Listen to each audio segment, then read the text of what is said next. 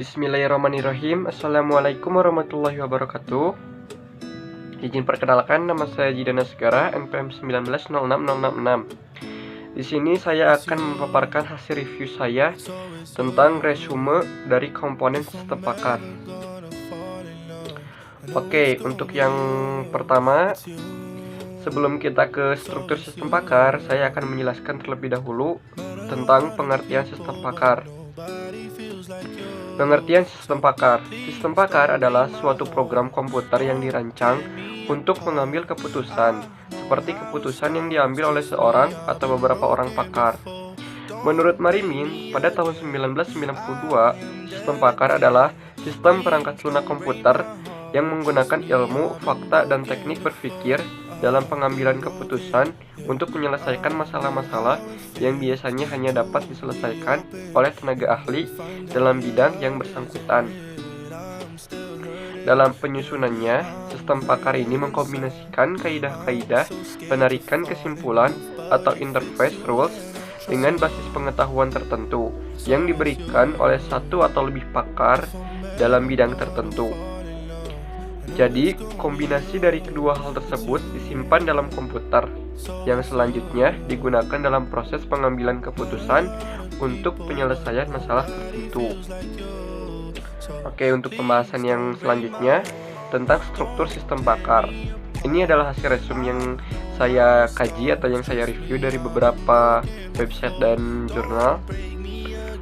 Untuk komponen utama dari struktur sistem pakar meliputi yang pertama, basis pengetahuan atau disebut dengan knowledge base.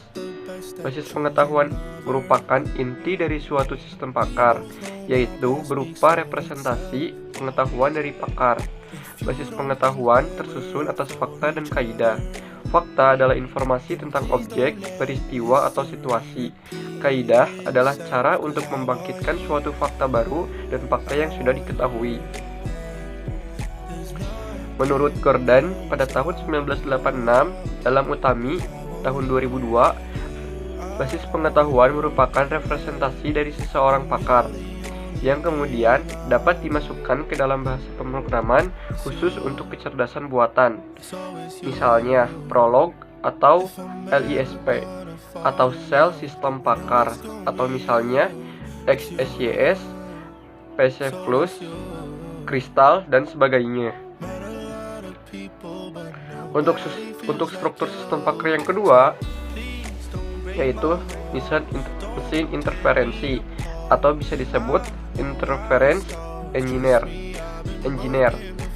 Mesin interferensi berperan sebagai otak dari sistem pakar.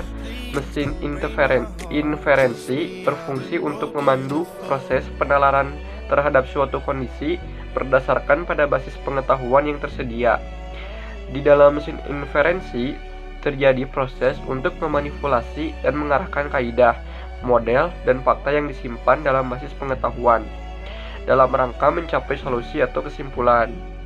Jadi, dalam prosesnya, mesin inferensi ini menggunakan strategi penalaran dan strategi pengendalian. Strategi penalaran terdiri dari strategi penalaran pasti atau Ekach reasoning dan strategi penalaran tak pasti atau in-Ekach reasoning. Untuk Ekach reasoning akan dilakukan jika semua data yang dibutuhkan untuk menarik suatu kesimpulan tersedia, sedangkan in-Ekach reasoning dilakukan pada keadaan sebaliknya. Strategi pengendalian berfungsi sebagai panduan arah dalam melakukan proses penalaran.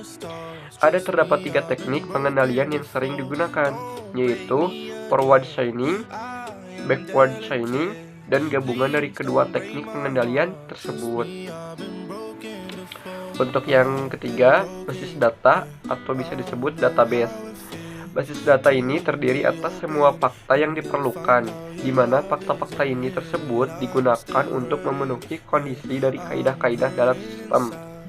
Basis data menyimpan semua fakta, baik fakta awal pada saat sistem mulai beroperasi maupun fakta-fakta yang diperoleh pada saat proses penarikan kesimpulan sedang dilaksanakan. Jadi, basis data ini digunakan untuk menyimpan data hasil observasi dan data lain yang dibutuhkan selama pemrosesan. Untuk yang terakhir, yaitu antarmuka pemakai atau user interface. Fasilitas ini digunakan sebagai perantara komunikasi antara pemakai dengan sistem hubungan antar komponen penyusun. Struktur sistem pakar dapat dilihat pada gambar di bawah ini. Ini adalah salah satu gambar dari hubungan antar komponen sistem pakar. Saya jelaskan lingkungan konsultasi pengguna, hubungannya dengan antarmuka pengguna, lalu aksi yang direkomendasikan. Fakta tentang keadilan khusus ini berhubungan juga dengan antarmuka pengguna, fasilitas penjelasan, dan mesin inferensi ini memiliki 3 jenis: interferenter, scandular, dan consistency and conform. Dan untuk memori kerja atau blackboard ada 4 jenis atau 4 poin, yaitu rencana, agenda, solusi, dan deskripsi. Untuk lingkungan pengembang, di sini ada basis pengetahuan yang berhubungan dengan rekayasa pengetahuan. Lalu untuk penambahan pengetahuannya dari pengetahuan ahli atau pakar, seorang pakar. Lalu penyaring pengetahuan ini bisa saling berhubungan juga dengan basis pengetahuan dan lainnya juga. Mungkin itu saja yang bisa saya jelaskan. Untuk hasil resume yang saya review tadi dikutip dari beberapa website dan jurnal. Yang pertama dari jurnal http eprints.umk.ac.id. Yang kedua dari http ibumei.wordpress.com. Yang ketiga dari sumber materi video, yaitu YouTube, http.youtube.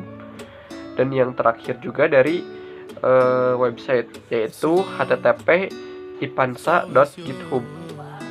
Mungkin cukup sekian presentasi atau penjelasan atau pembahasan dari saya.